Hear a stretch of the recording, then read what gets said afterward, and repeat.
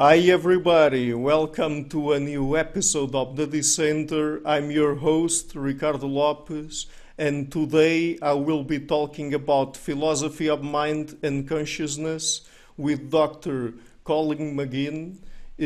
Just to give you a quick introduction to him, he has taught philosophy at institutions of higher learning, including University College London, Rutgers University, and Oxford University. He is the author of over 24 books, including The Character of Mind, Consciousness and Its Objects, and The Making of a Philosopher.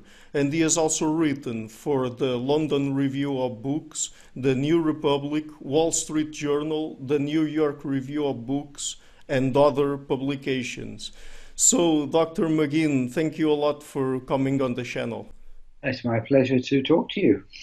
Oh, the pleasure is entirely mine. Okay, so as I said, we're going to talk about philosophy of mind, and in fact, I already had other guests on the channel to talk about this particular subject, but curiously, I haven't yet asked any of them to tell us what indeed is a mind, because I mean when people, particularly from outside philosophy, think about the mind, they usually think that we only study the human mind, but in fact there are other organisms, particularly other animals, who also got minds, right? Absolutely, yeah. Well, so there's human minds, and there's a variety of types of human mind as well. Of course, there's children, babies, and then there's adults, and then people from different cultures and different periods of time. But then you've got also very different minds, even within the our closest relatives. And then you've got different minds from reptiles and birds, and maybe down to insects. There's hugely many. That's not even counting types of mind that might exist in the universe in general. So yes, certainly not just the human mind. Correct. Okay, and could you give us a definition of mind that would avoid getting us into dualism? That is, to avoid getting us into treating the mind and the brain as two separate entities. Well, the question of defining the mind is actually a difficult one, and it's been discussed a lot over the centuries. And in fact, the word mind is relatively recent in these discussions, probably dates to John Locke in the 17th century. Before that, people talked about spirit or soul much more than mind. And then there was a kind of secularization of the subject with Locke. People started talking about the mind. So it's a somewhat artificial concept. And I think ordinary people, when they use the concept of the mind, they probably mean something different from what philosophers mean.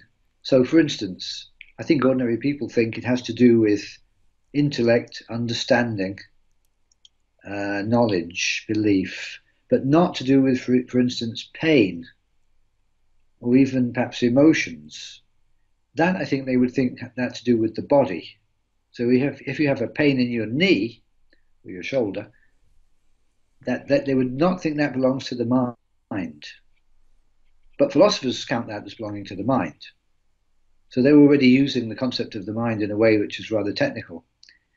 And so, and for that reason, it calls out for some justification as to why philosophers want to include all these things. Now, when you start to look at the full range of things that philosophers call mental, it's a rather dizzying array of very different things. Everything from abstract thought through sensations of smell and taste, as well as pain and pleasure. Then you've got, emotions, moods, perceptual experiences, like seeing something, hearing something, and so on. Perhaps also traits of character, like virtues and vices. Is a person cowardly or brave? Perhaps those count as part of the mind. So there's a lot of different things there, and it's a real question. Is there anything that they all have in common? A Wittgensteinian would say that there's not anything they all have in common. There's only a family resemblance, even if that. Or it might even be claimed that there's just nothing that you can say to unify these very different things. It's just a philosopher's invention. You might hope that consciousness enabled you to define. You say, well, aren't they all conscious? But that's a problem, because what about the unconscious mind? So you're not going to be able to use that. Brentano had this definition of the mind in terms of intentionality, which means being about things. Perhaps he meant in the world. So aboutness is what it is. It's not bad, but even that, when it runs into difficulties with things like pain, what is pain about? Not at all clear to me. What are moods about? Are emotions always about something? Can't somebody be depressed but not about anything in particular? So even that's not very clear. So it's quite hard to say. I mean, I think the best thing you can say to indicate to somebody how philosophers use the concept of the mind or the concept of the mental is just to list the various things that they call mental, like the ones I mentioned, but not to place very much emphasis on trying to unify them all. It's a somewhat similar situation with matter. People talk about the mind, the material world and the physical. But if you ask how do you define this, it's actually quite difficult to come up with anything, because there's quite a wide variety of things that are called physical as well. Energy is physical. Fields of force are said to be physical, as well as ordinary medium-sized objects. So it's all these concepts are somewhat artificial. Mm-hmm. Yes, and I would like to go back to a certain thing that you said there. That is, at a certain point, you referred to the fact that it might be true that the different kinds of mental phenomena that we identify don't really have anything in common between them. So, do you think that it is helpful from a philosophical perspective to talk about the mind as a unitary entity, or only about mental phenomena as separate entities? Well, I do think you can speak about the mind as an entity, if your question concerns that, as opposed to mental phenomena, meaning events, states, traits, and so forth. In other words, if the question is the mind a thing? But of course, that's not going to help us with the question of what makes something mental in general. If we're to settle the question, is it a thing? Is it a substance, is what people used to say, as opposed to, say, just events and states.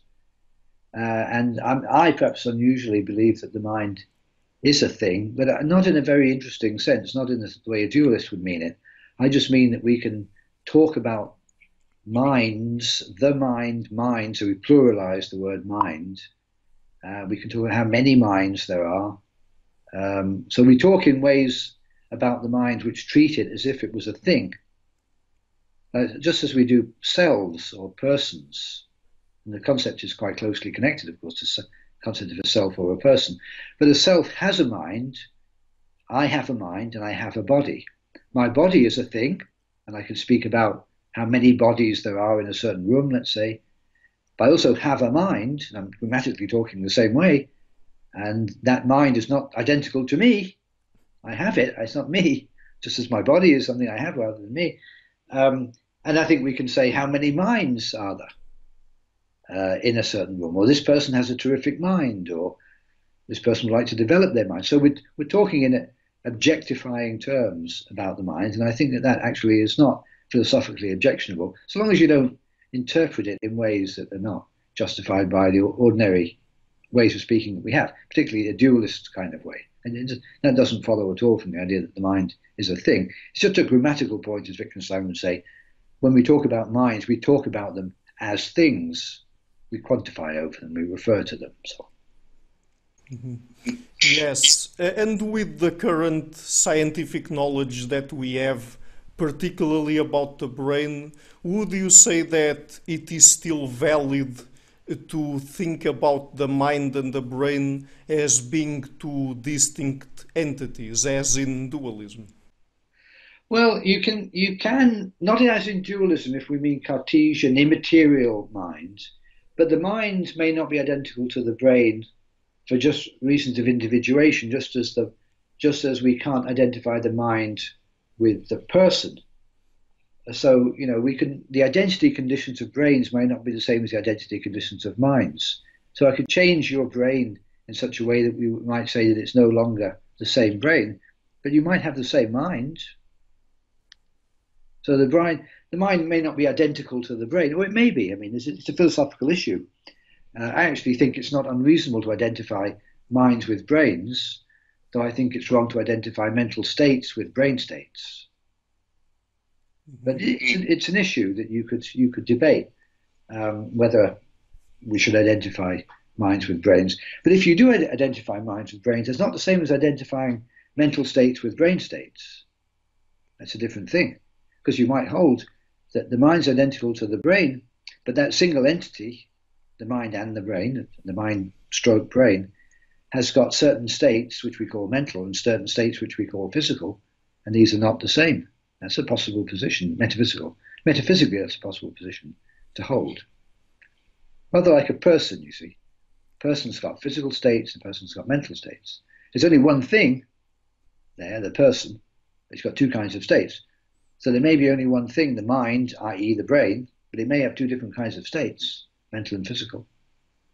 Mm-hmm. Yes, and what about the situations that we already have documentation about those kinds of cases, let's say, where people have certain lesions in the brain, or also in situations where people have to have their brains operated, and then the surgeons remove certain particular parts of the brain to treat them, and then after the fact they are no longer able to perform certain kinds of, let's say, cognitive operations. Yes. Wouldn't that make a good case for at least a certain sort of identity between the brain and the mind? Well, you're raising a somewhat technical question in metaphysics about identity. The thrust of what you're asking is, doesn't it show that there's a dependence of the mind on the brain? And my answer to that is, yes, indeed. The mind is completely dependent on the brain. But if you ask me a metaphysical question about the identification of the mind with the brain, just as we might ask about the self, is the self identical to the brain? Right? We get into these fancy thought experiments that philosophers of personal identity, like, what if you split the brain down the middle, you put the two brains in different, bodies, and there are all these kinds of personal identity thought experiments. But they're not very relevant, I think, to the question you're interested in, which is just, does the mind depend on the brain, and only on the brain? And the answer is yes, it does. Nothing ever happens in the mind which doesn't have a correlate in the brain. You can't have a mind without a brain. All that's true. None of that means that we understand any of this. We don't understand why the mind depends on the brain. We just know that it does, because we observe that to be a fact, right? As you say, if a surgeon operates on somebody's brain and removes certain parts of it, their mind is changed, not always for the better. By that, they lose part of their mind, often if they lose part of their brain. So we know that there's a dependence of the two, but it's a rather crude kind of knowledge that we have of that. We don't really, it's not as if we can back it up by saying, well, you can see that a certain mental phenomenon consists in such and such brain activity. Therefore, if you remove the brain activity, you're going to get a removal of the mental phenomenon. Not that. We just have observed that people have head injuries, then they get certain so brain damage. They get certain kinds of mental effects of that. So yes, but I think from the point of view of a layman, I would certainly agree with the position, which I think everybody would agree with who's serious about this, that the mind is completely dependent on the brain. Mm-hmm. Correct. Okay, and when you say that there are different kinds of minds, would a good example of that be the one that was put forth, I think, by Thomas Nagel when we, for example, referred to the mind of a bat? That is, because a bat processes kinds of information that we as humans aren't able to process, that then would mean that the bat has a kind of mind different than our own. That would be one kind of difference between our minds and the minds of other animals. Dolphins would also count because they use the same echolocation as bats. But it would be wrong to limit the the distinction to that kind of case, because even with animals who don't have a sense that we lack, they're still different kinds of minds from ours. They're similar in some respects, of course. Let's take a cat. A cat's got vision, hearing, smell, taste. So we've got those senses, but the cat's got a very different kind of mind to ours. Usually, in a quantitative way, that's fairly clear. They smell better than we do, but they don't reason as well as we do. Their thought process is not as good as ours.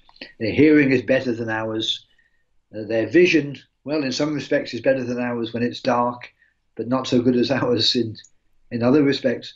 So there's I think if you take all the different species on planet Earth, you're going to find an enormous range of similarities and differences between the different kinds of minds that there are. I was actually just writing a paper about this yesterday, as a matter of fact, and I was making the point that famously people have said, following Nagel, we don't know what it's like to be a bat, and so the nature of a bat's point of view, as he expresses it, is mysterious to us, is an enigma to us. That is true, but it's equally true of every animal that their mind's an enigma to us. Even when their senses are the same as ours in the sense of their hearing, vision, and so on, there's still so many differences between them that we don't really feel that we understand what is involved in being a dog or a cat or even an ape. Maybe to some degree, but to some degree we also understand bats, of course, because bats they feel sensations of heat and cold and pain. And people have argued, reasonably enough, that even in the case of echolocation in bats, after all, it's echoes and hearing echoes. So isn't that we've got hearing, so we've got some insight into that.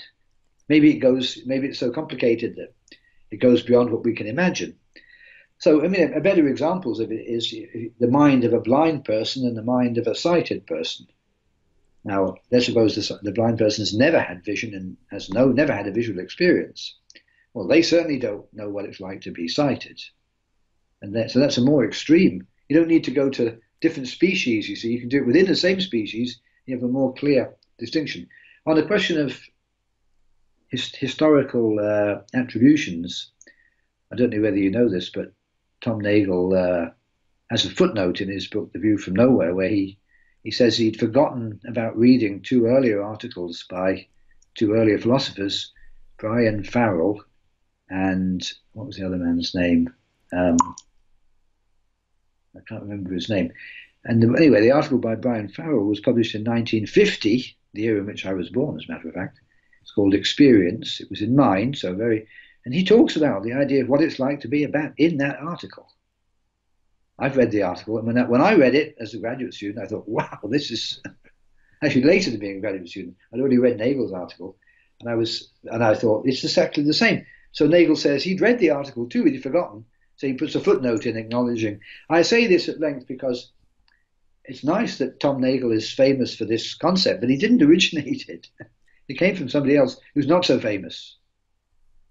Mm-hmm. So yes, it comes from other people. But the point about this, people sometimes think that Nagel's famous article, What's It Like to Be a Bat, somehow depends on the inaccessibility of the bat's mind to us, and without that assumption, somehow the argument would be faulty, but that's completely wrong. It's just a heuristic illustration to make it vivid, this idea of different kinds of mind. And it features in an argument that Nagel gives, which I won't repeat unless you ask me to. I can tell you what it is, but it features in an argument, and it's dispensable to that argument. You don't really need to insist that the minds of bats are inaccessible to us and unimaginable by us to get the argument going. It's just a nice example to get your juices flowing to think about it. Mm-hmm.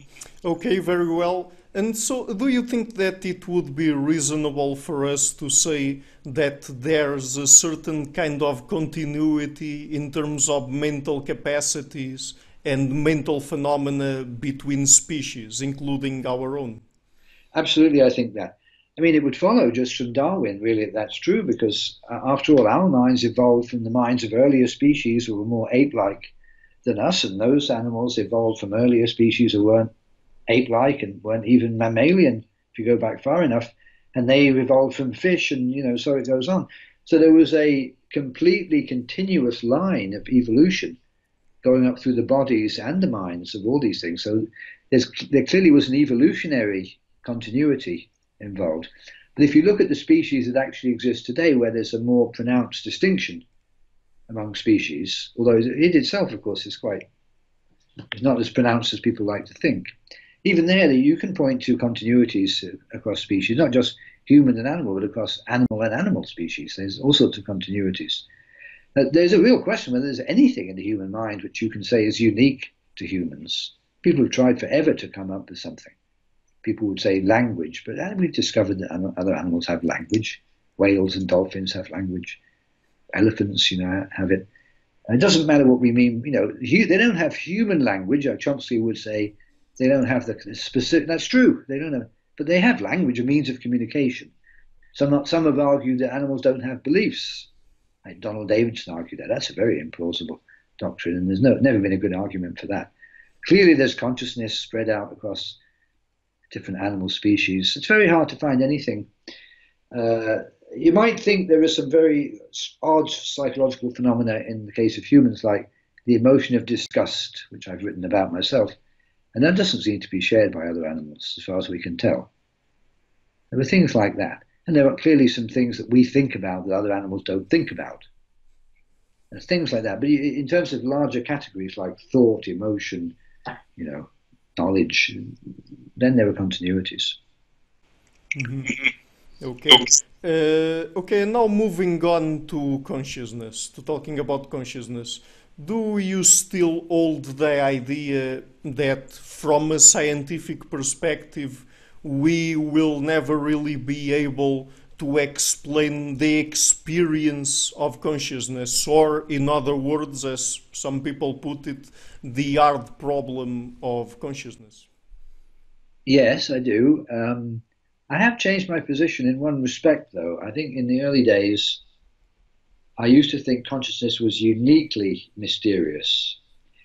And in two respects, I've changed that, not by thinking it's less mysterious than I thought, but by thinking that more things are mysterious than that.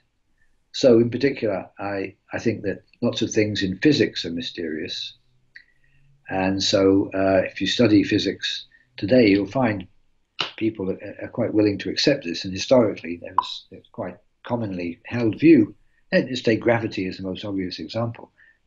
Newton didn't think that gravity was an intelligible concept. He had a mathematical theory of it, but he didn't think he knew what it was. He didn't think he knew what caused it. He didn't think he knew why mass produces attraction at a distance, and it doesn't seem at all obvious why it would. So he thought that gravity was mysterious, and I think that's a reasonable view. And it was held by many people when electricity and magnetism was studied that they were quite mysterious too. And so this is a long story which Chomsky has written about, I think, very well.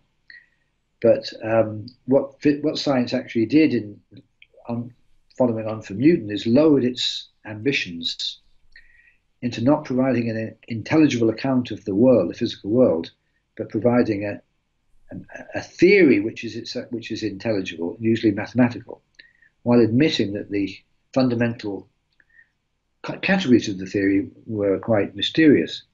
This was the whole old story of how mechanism, which was thought to be intelligible, gave way first through Newton and gravity, but then with Maxwell and electromagnetism, then we had to abandon mechanism. And when that was abandoned, the whole idea that the world was an intelligible machine dropped away.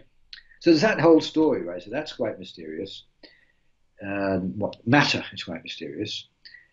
But on the other hand, I didn't really, in my earlier writing, but I have in later work that I published too, I started to think that the unconscious was also mysterious. If you have a realist view of the unconscious, you think they really are unconscious mental states, and they're not reducible to dispositions or brain states or anything like that, but they really are mental. And then much the same arguments against materialism apply to those cases too. So there's good reason to believe that we don't understand how the brain produces unconscious mental phenomena either, as well as conscious ones. Which of course raises the question, is there something specific about consciousness that makes it mysterious? And there might be. The view I've arrived at is there's not one category of mystery, there are many different categories. Lots more things are mysterious than I thought before. In fact, I now am attracted to the position not merely that there are some things in the universe which are mysterious, but everything in the universe is mysterious in some respect. In some respect. So the question, what is matter? I don't think we know what matter is. We know physics is. People often misunderstand that point when I make it. It's not a point unique to me. Of course, we have a theory of matter in physics, which treats with laws and mathematical descriptions and so on. So we know what matter is in that sense. But if you ask, well, what actually is matter at the end? What is the stuff that we call matter? Well, nothing to be said. Physics gives you a kind of abstract mathematical description of something, which is sometimes called matter, and sometimes it calls energy. But if you ask the physicist, well, what are those things? I know you've given me a nice description of them and laws, but I want to know what they are. Well, there's not much to be said about that. So there are many things which it may be that everything is mysterious in some respects. If everything is made of matter, well, it's mysterious in that respect, and we don't really know what matter is. But there may be free will has got some mysterious elements to it. An example that Chomsky often gives. Human knowledge and creativity are quite mysterious. The self, so there's a lot more mystery around than one might think. It doesn't mean you can't have a science of these things. This is, I think, a great misunderstanding that people have of this type of position. Newton had a science of gravity. It's a good science. There's a good science of electromagnetism. It doesn't mean that we understand what these things are. It just doesn't follow him. So Newton didn't understand what gravity is. He had a good science of it. He just reduced the ambition that science used to have, or human knowledge used to have, of making the world intelligible, the view encapsulated in mechanism. So I actually think, people often say about my view of consciousness, well, McGinn thinks that there can't be a science of consciousness. On the contrary, I think there can be a science of consciousness, because there can be a science of mysterious things. Most sciences have mysterious things, in some respect. So I think you can have a mathematical theory of consciousness in principle. And that, I think, would be a very good thing for scientists to look into, mathematicians. Figure out some new mathematics, maybe, that gave you a description of consciousness at a much more abstract theoretical level than our common sense description. And that may be very useful in terms of understanding the mind. It wouldn't mean, though, that if you had that, now suddenly you've understood how it is that neurons produce consciousness. That's another question. You might or you might not, but I don't think you would. Mathematical theory wouldn't really answer that question. So I think it's perfectly possible to think that consciousness is subject to scientific treatment, as long as we don't, think that must mean reducible to neuroscience. That's another question altogether. Is it reducible to neuroscience? So yes, so I still hold the mystery view, but perhaps I've become a more ultra Mysterian than I used to be, or more generalized Mysterian. Mm-hmm. Yes, that's very interesting. And do you think that we could deal with consciousness as we deal, for example, with the mind in general, as it being a compositional phenomena, that is, a consciousness as being composed of different subcomponents? Yes, yeah. I mean, one thing we've I think discovered, I think we can use that word in cognitive science, and what led up to cognitive science, mainly it was led by Chomsky, was the modular view about the mind. It's a helpful way to think about the mind, that it's divided into different faculties, departments, whatever we're going to call them, which operated with different principles, and even the abstract principles. Chomsky's famous point, of course, is that principles of human language are unique to language. They don't apply to human perception, visual perception, or human emotion or anything like that. They're very specific grammatical principles. And so it may be that there's all sorts of modularity, as he would say, within the mind. And it's not the case, contrary to classical empiricism, that we can have a single theory with only one principle, like association, it was in classical empiricism, which accounts for everything mental. Maybe there's all sorts of distinctions. I think that's something that empirically has become more and more likely that is true. Even things like vision break down into different parts which operate.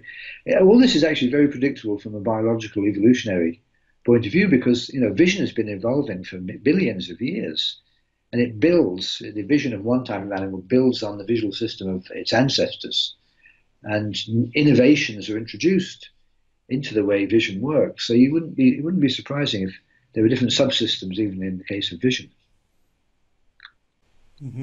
Okay. And would you say that if we are to deal with consciousness with that view of it being composed of different subcomponents, that we could treat it as an emergentist phenomena? That is, when those subcomponents come together in specific arrangements, that's what would give rise to consciousness. All right, now we may be talking about different questions at this point. I was referring then to components of consciousness or the mind which are mental, like memory, visual perception, language, and so on. If we're talking about components of the brain, like neurons, and whether consciousness could result from those in an emergent way, then no. I think that's a different question. And I don't think, there's nothing wrong with saying that the mind emerges from the brain and the components of the brain. It's just that's not an explanation of anything. It's just a kind of trivial fact that that's the case.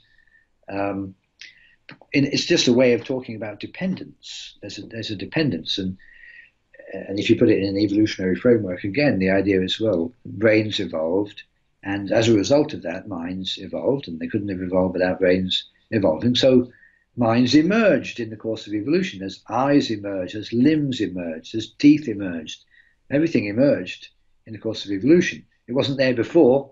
It came later on the basis of what was there before. That's the way it works. The mind is like that.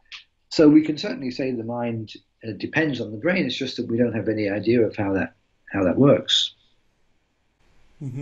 Okay. And so we already said here that there is a continuity in terms of mental capacities between species. Would you say as well that there are different degrees of consciousness along the animal kingdom, for example? Yeah, I think you can say that. There's certainly degrees of mental faculties. You can say that one species has a more acute mental faculty than another, and you could probably even quantify that degree of acuity. Obviously birds have got a better visual faculty than humans in terms of acuity, and similarly with other things. So yeah, you can say that. There's another question though about could consciousness be a matter of degree, which is a slightly different question. Could there be intermediate cases where there's a kind of state which is neither conscious nor unconscious, a borderline? And that's a bit more problematic, what that would be. And one's intuition about that is that there couldn't be such a borderline case, whereas something was not clearly conscious and not clearly unconscious, but in the middle. That seems to be not very sensible. There's a really interesting question about how this threshold could have been passed in evolution and what steps there might have been. One model you could have is that the first thing that evolved was something more like unconscious mental states. So there was already mentality in the universe before there was consciousness. And then as a result of that, consciousness evolved. So the consciousness didn't evolve directly from the physical, the non-mental physical. There was an intermediate stage where the state where we would talk about that there were mental phenomena in the world, but they were not yet conscious. And then they became conscious, and that's how. So you introduce another level between the physical and the mental to try to explain the emergence. That's got lots of problems and obscurities too, of course. But it's a possible way that things could have been. Yes, okay. So another question now. You already said that you already referred to, for example, the way Noam Chomsky deals with the faculty of language in humans, because there are other animals who also have their own kinds of language, let's say, but it seems that the way we as humans process language has something unique to it. Would you say that unique aspect of how we process language as humans would also account for why we would have a different consciousness than other animals? I doubt that's the case. I mean, language is a very recent development, of course. So consciousness was already going strong before human language ever came along. Human consciousness was going strong before human language ever came along. So that's a relatively recent development. And it probably didn't make any difference to the general structure of human consciousness, because it was human consciousness derives from the consciousness of earlier species, our ancestors, going back to fish and so on. So, and the brain, the parts of the brain responsible and so on, go back all that way. Language certainly will have changed the way humans think about the world. I don't mean that language created thought, but it would have modified the way thinking works and probably liberated thought a good deal.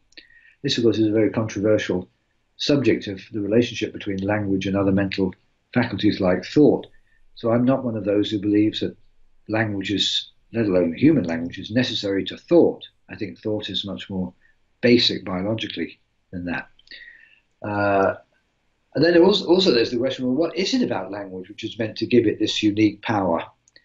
Because when we talk about language, there are many different aspects to language. It's not just a single thing. Do we mean syntax? Do we mean semantics? Do we mean pragmatics? All those different elements are part of it. And some of those are kind of independent factors too. The way Chomsky talks about language, he's really talking about a formal object all the time, a syntactic object. And he always defines it as a finite system of elements combined according to a finite number of rules, which can generate infinitely many strings. So, and then that's got various formal properties like recursion. And that view of language, we're not using the word language in the common sense way, because that's just a very formal concept. That could exist without there being any semantics or any pragmatics at all.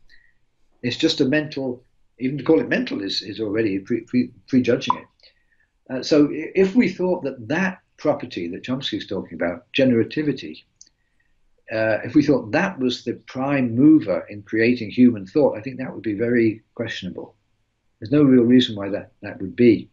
One of the things about that, which I noticed Chomsky recently has made this point, is that it doesn't say anything about the lexicon, and we don't. And he and other linguists have got no idea about how the lexicon ever originated. It's just a theory about the combinations that were possible. So the picture is you've got the lexicon existing in people's brains for reasons we don't understand. Then there was a mutation which produced this generativity point, and then that was applied to the lexicon which pre-existed it, and then we had thought, and then we had language as a system of communication.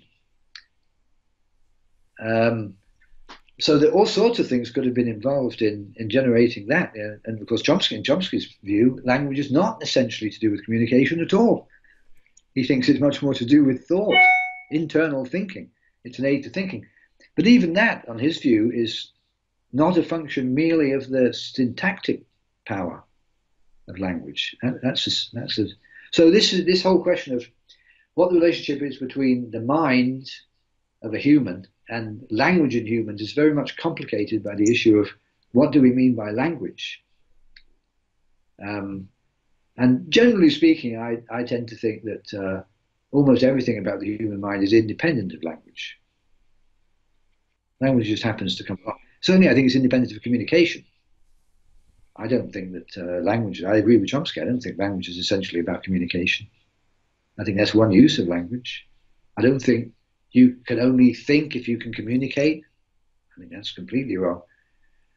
I have what I think of as a very biologically realistic picture of human mind, I certainly resist the 20th century emphasis on language or the linguistic, which was supposed to be the explainer of everything.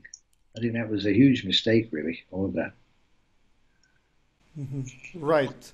And since you say that, or you think that consciousness is not really the result of a process of emergentism, let's say, but rather that it depends on the brain, what kind of implications would you say it has for the possibility of us in the future creating conscious machines or conscious robots?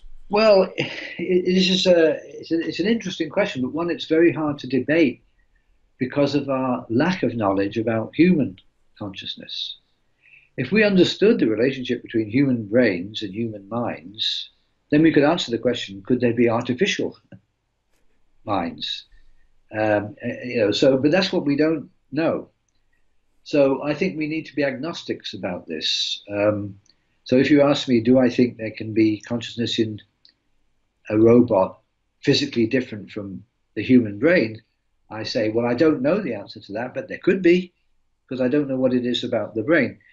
If it was something functional about the brain, something which could be reproduced without using the same materials as the brain, then the answer would be yes. But I don't think we know that to be true. In fact, I think we know that to be false. It's not explicable by these functional properties, because functionalism is not a plausible theory of consciousness. But we just don't really know the answer. I mean, if you try to ask the question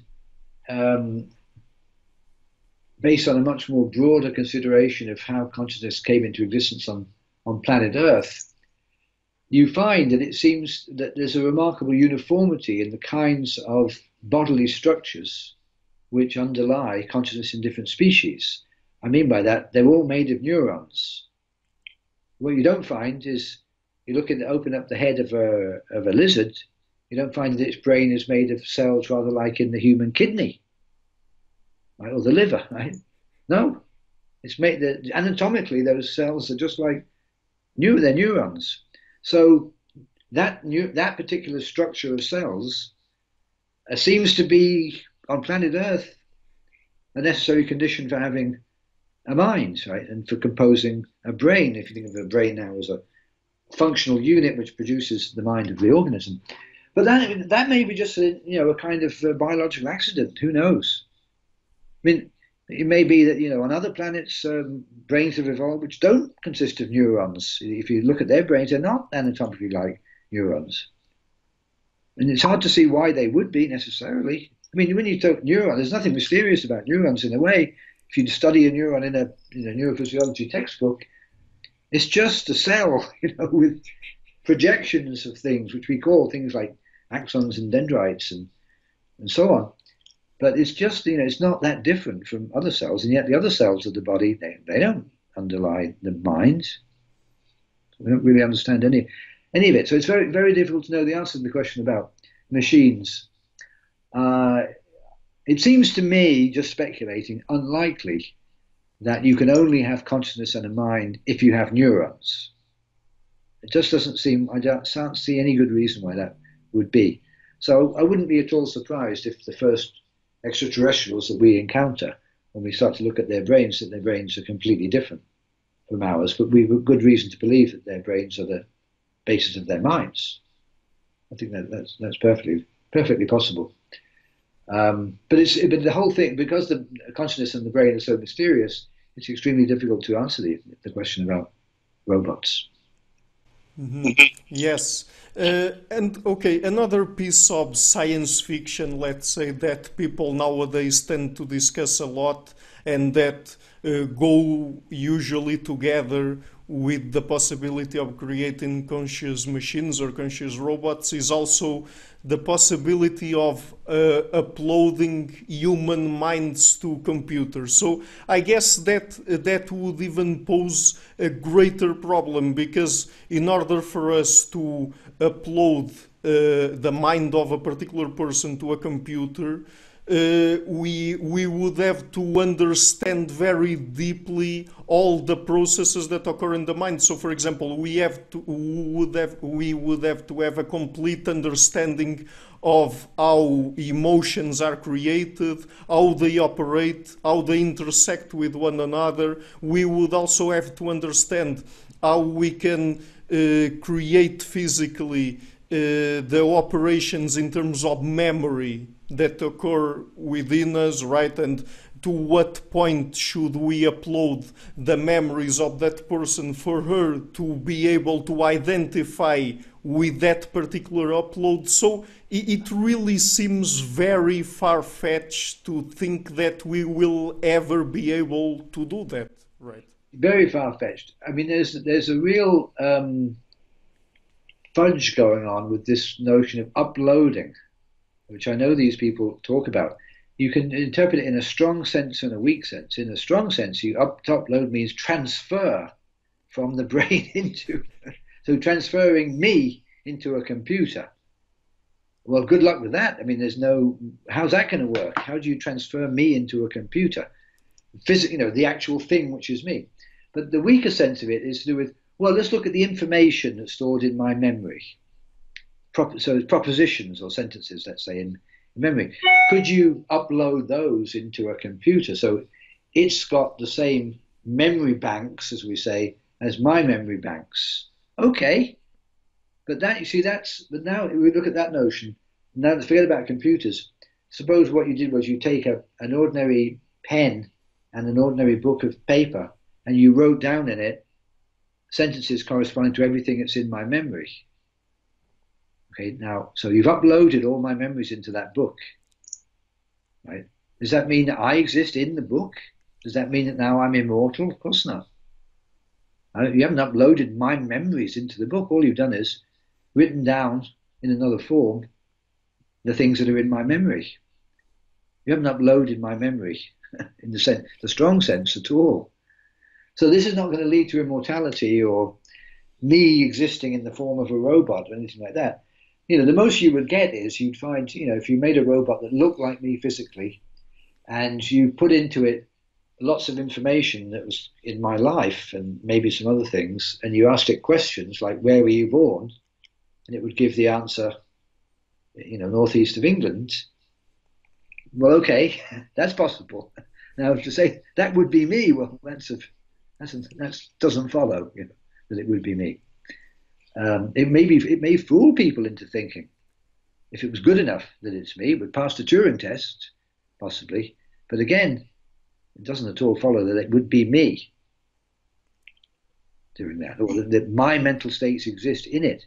It might say it's got some states in it which correspond to my mental states, just as the book has got in it states which correspond to my mental states, because I've written down my memories in it. So you could say it's got my memories in the book, but you don't mean it's literally got my memories in the book. That can't be. That's not the case. I think there's a lot of confusion about this subject when people write about it. And the philosophical issues, of course, are quite perplexing. Mm-hmm.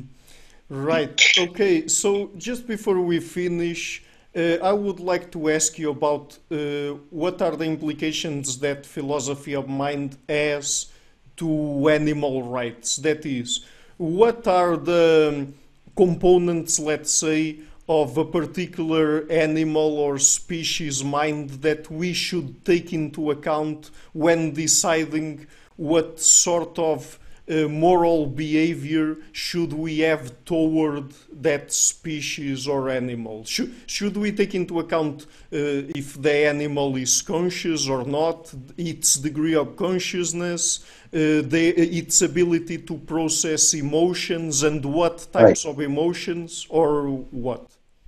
Well, it depends a little bit on what your moral theory is to begin with. If you're a utilitarian, like Bentham or Peter Singer, then the only thing that matters is suffering, right? And versus pleasure and suffering. So then the only thing that's relevant about an animal is its capacity to suffer. That's what Bentham actually said, of course. And its capacity to experience pleasure too, if you're supposed to maximize pleasure and minimize suffering. utilitarian way to think about it. So if you thought that way, those would be the relevant things to look at. And of course you find, and I'm completely on the side of Singer and everybody else about this, that animals do suffer, they can suffer, and we make them suffer all the time, and we're wrong to do that. So they have the right not to suffer, and that's absolutely true. Now, on the other hand, if you're Kantian, and you don't think like a utilitarian, you believe in the idea of the autonomy of the self. Right, so then the relevant thing about an animal would be, is it a person? Right? Or a rational agent, as way Kant would put it. And that changes again the way you think about it. And so now the prejudice around in humans is a very speciesist prejudice, is that animals are never persons and humans are always persons. Now this is complete balderdash, right? Complete rubbish. Lots of human beings are not persons in the sense in which that phrase is usually meant. Children, people with brain damage, people with, they're not persons in the sense of Kantian sense of full-blown rational agents capable of self-reflection and so on and so on. That doesn't mean you can abuse them. Of course, they still have rights. And so with other species, I think that they have autonomy in the relevant sense. I think they've got freedom in the relevant sense. It's wrong to remove an animal's freedom against its will, of course, that's what that means. The animal wants to do various things. You shouldn't coerce it and force it to do things it doesn't want to do. And so all this now belongs in the realm of Kant, broadly speaking, Kantian type ethics. And I think even if you go to that realm, which Kant even himself thought that somehow uniquely human, I think that's just wrong. I think Kant was just completely wrong about this, because people had a very simplistic view of animals back in those days, and still do in many ways. We've learned a lot in recent years about how much more psychologically complicated animals are than people think. And I think that empirically it's extremely hard to justify our treatment of animals looking at the matter from this perspective. So I think that if you start to be very open-minded about this, then you consider things like what constitutes, and I'm going to use an Aristotelian concept now, what constitutes flourishing for an animal. And our duty is to, just as it is for other humans, to encourage them to flourish. We should enable our animals to flourish too, insofar as we can. If you have a pet, for instance, I have cats, it's not just a question of not making them suffer. It's also, and not just a question also of not forcing them to do what they don't want to do and violating their autonomy. It's also, I know what makes them happy, and it's my duty to enable that. They like to go out, That's part of what flourishing is for a cat. For most cats, not all of them, is they like to go out and do the things that cats like to do. So you should not prevent them from doing that. I can't really think of anything. I mean, there are silly things that people sometimes mention. It would be silly to say that animals, our pets and other animals have a right to music lessons. We think our children have a right to music lessons, maybe, because it's good for humans to have music lessons. But of course, nobody's claiming that it would be good to give them piano lessons, because they can't play piano. If you discovered an animal enjoyed music, then I think you'd have a duty to play the music, just as you would with your children. So your pets would. So I don't really think there's any interesting distinction that can be drawn about this. And this, of course, I'm saying something extremely orthodox these days. I mean, when I first got interested in that subject in the 70s, this would have been thought to be ludicrous to make these statements. But now I think it's quite commonplace. There's a good lesson, of course, in this, is which, sometimes which at one time people think is ludicrous, 10 years later everybody thinks is. I'll give a couple of examples, just we're talking about politics a bit now. It wasn't long ago that people thought that the idea that homosexuals should be allowed to get married was a ludicrous idea. Now, not only was that mistaken, but now nobody thinks that anymore. Most people now agree it's fine. People are very, backward in their thinking, but they can quickly change if things are presented to them and facts they didn't know about, and suddenly they say, "Oh, yeah, why did I always think that homosexuals should never be allowed to be married? It seems right, now." So people can change. It's a bit alarming how much people can change, actually. You think, well, why did they cling to these bad ideas for so long? And why do people cling to slavery for so long when everybody can see that slavery was bad now? It's not difficult to understand, right? Not a complicated question. I think it's the same with animals. It's not an intellectually demanding subject. It's quite straightforward, but the power of prejudice is so strong in these areas, and as in politics in general, that people can withstand things, and then once it happens, they say, "Oh, it seems fine. Yeah, I don't know why I objected to it." Yeah, yes, very interesting. Okay, so Dr. McGinn, are you by any chance working on a new book at the moment that people could know about?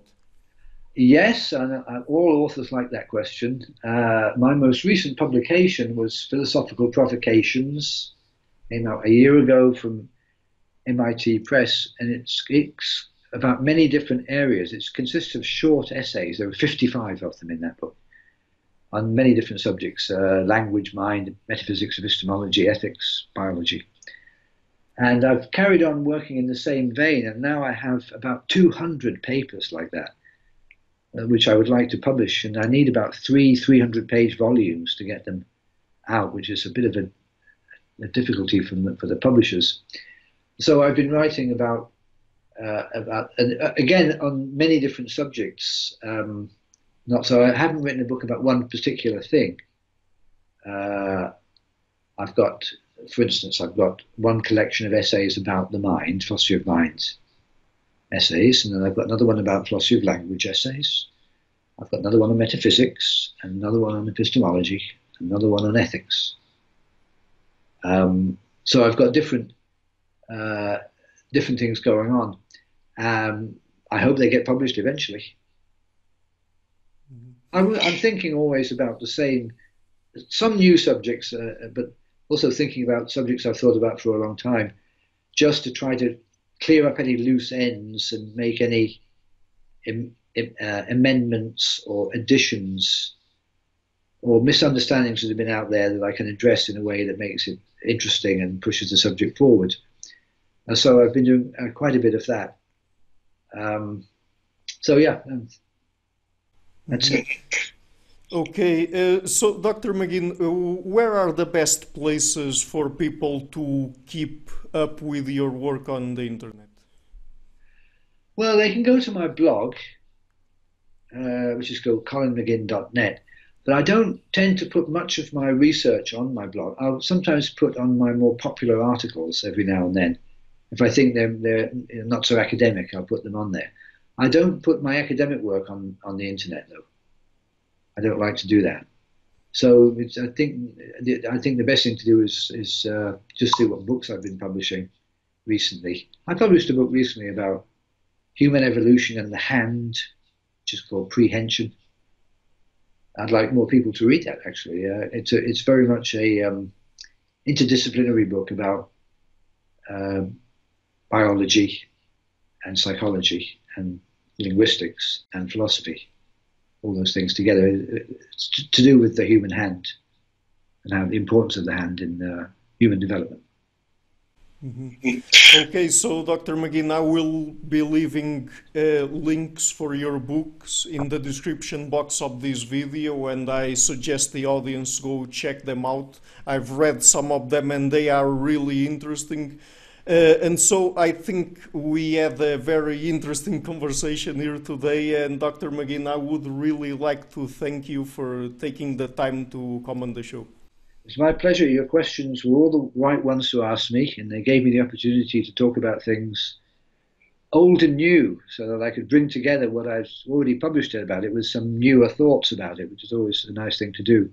But with publication, you have to wait such a long time before your new ideas reach the public, sometimes years. It's nice to be able to talk about what you were writing yesterday, sometimes. Yeah, okay, so Dr. McGinn, again, it was really a pleasure, and take care, and I hope perhaps to have you again on the show in the near future. A follow-up, yeah. Yeah. All right. Hi guys, thank you so much for watching this video until the end. I would also like to ask you to please pay a visit to my Patreon page and see if you can make a pledge there. I would really be thankful for that. And finally, I would also like to give a huge thank you to my patrons Karen Litzke, Anne Blanche, Per Helga Larsen, Lau Guerrero, Chantal Gelinas and Jim Frank. Thank you a lot for all.